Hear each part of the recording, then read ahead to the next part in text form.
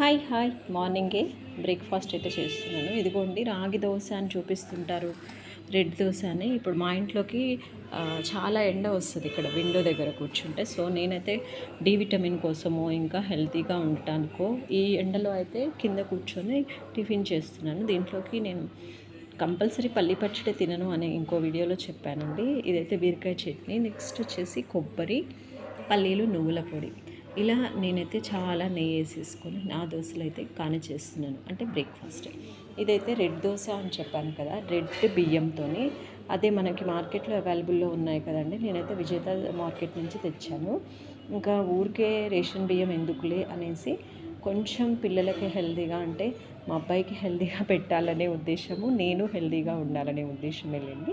మీరు కూడా ట్రై చేయండి. దీంట్లో కొంచెం మినపప్పు, పెసరపప్పు, రెడ్ పప్పు వేసి చేశాను. ట్రై చేయండి, ఓకేనా?